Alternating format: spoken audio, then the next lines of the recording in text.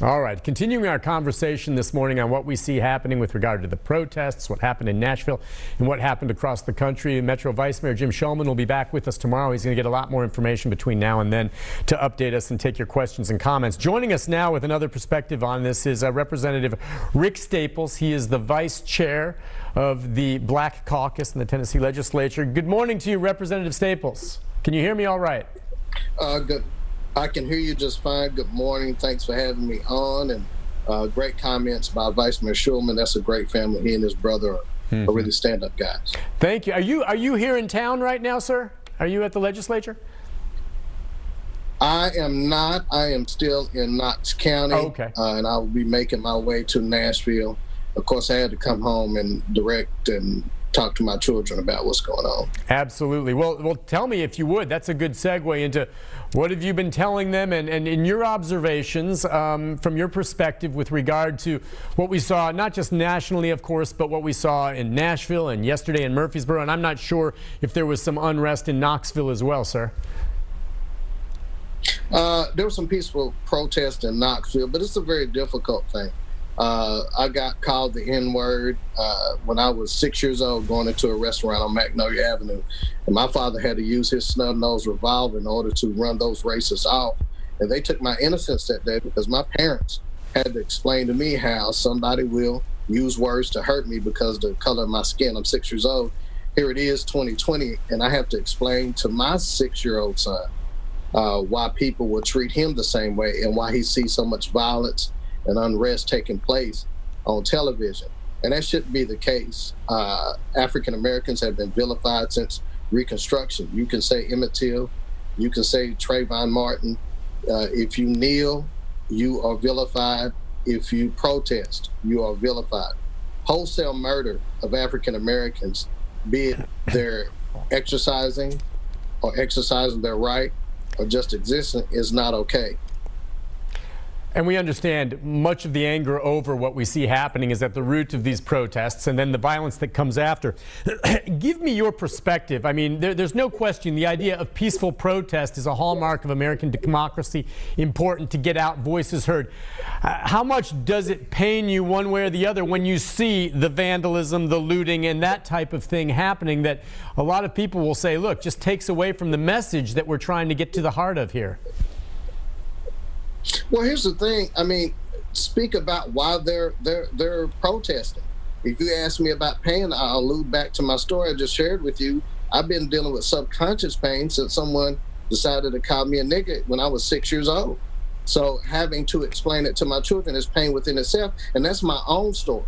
But if across this country for decades now, especially in recent history, from Texas to Georgia to Florida to California, now Minnesota, to Maryland, blacks dying or being abused or having law enforcement called on them just for having barbecues, that's a real issue that we need to address, not only from local administrations and state administrations, but legislative branch as well. We need to adjust some policies and laws. We need action steps. Conversations are okay if the conversations are built around actual action steps to make change.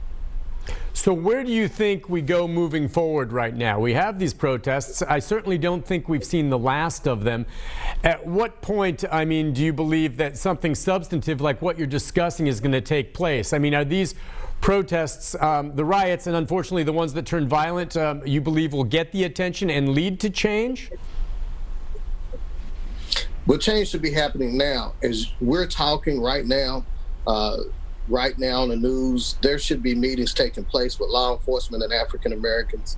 There should be conversations with black and white legislators to remove symbols of hate, to remove policies that hurt, to adjust a criminal justice system that has gone against African Americans for decades, primarily in the state.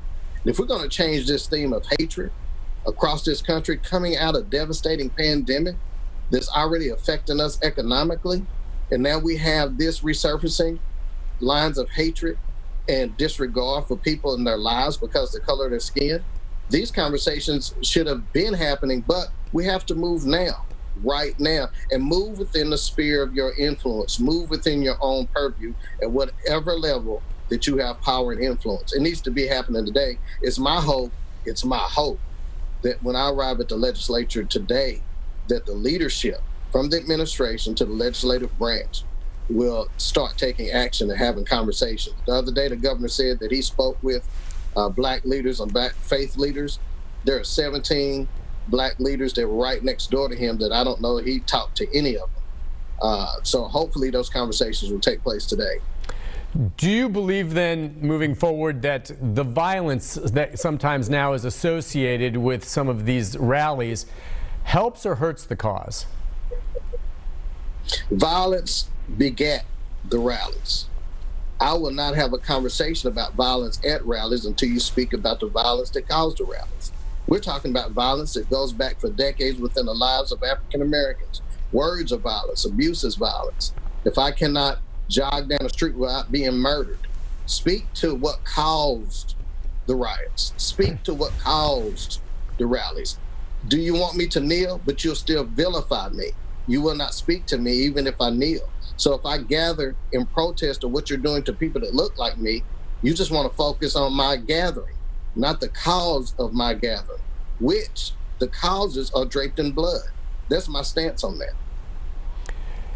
Do you believe now then, when you get with your fellow lawmakers here then, that they're in a position, and the governor, are you hopeful then will be able to discuss, I don't know if you're talking about laws, are we talking about different types of training for law enforcement officers? Can you give me some specifics? So first and foremost, we are lawmakers. We set policy, we set law. We need to review if it's laws or legislation that needs to take place to look at what levels of hate crimes are we talking about? Who can perpetrate a hate crime? Are African Americans protected when they're engaging with law enforcement? And for years, if you think about just certain facts that you and the media already know, Knox County and Shelby County are listed nationally in poverty. We lead the state of Tennessee in poverty. So if you're looking at people who are dealing with disinvestment, being struck by economic downturns, even when the state was doing well, what type of investments have we made from the state level to make sure that African Americans have a right and freedom to life and peace and be able to function? Is it, and what we're dealing with here, and I don't know, is a trend. Do you believe there had been strides, and would you say over, I don't know what time span you want to give it, over the past decade, had there been strides and you think steps have been taken backward in recent years? Where do we stand? Has it gotten a bit better and then stepped back, or has it just been too slow to move forward, period? There obviously has been strides. The fact that I crossed the threshold of the Capitol House building shows that. It shows that we have women in leadership. So there has been strides, but unfortunately, with these strides, we have chosen to sweep under the rug conversations, uncomfortable conversations that we should have had. Oftentimes, we've allowed for partisanship to get involved in policies and changes that we should make at the state and local level. And unfortunately, at the national level, it doesn't appear to be any type of leadership that is looking to quell these issues, but only to incite more violence. Representative Staples, I get the sense that you, I don't know if you thought it would come now, but you saw this coming to this degree after clearly just within the past 2-3 weeks, 1, 2, 3 incidents across the country that really, led to outrage. Did you see it coming? Did you think it would come sooner, or what we're in right now? Well, we're at a boiling point. I mean, once again, going back to Trayvon Martin and the lack of justice there. And then these are things that are just being caught on camera. So if you see one incident being caught on video, there are several incidents, and these incidences are taking place across the state. Not only from law enforcement, but obviously looking at Georgia, from individuals, to where people cannot enjoy themselves that are Black, even cooking out without having authorities called on them. So there's a mindset running across this country that we were aware of, but we chose not to address. But it came out against me when I addressed removing the Nathan Bedford Forrest bus just because of what it symbolizes to African Americans and threats and the negativity that came just from that. There's just certain areas and pockets of our country that do not want to move forward, and it's up to us as leaders in the state legislature to make sure that we're making movements and moving in a progressive manner to correct these things, because the blood and the violence is in our face now. We can no longer ignore it. Representative, we have to take a quick break. We'll come back, our second segment with you. We may take some comments off Facebook as well as some phone calls, if you don't mind. Just stand by. We'll be right back with Representative Staples right after this. Stay with us.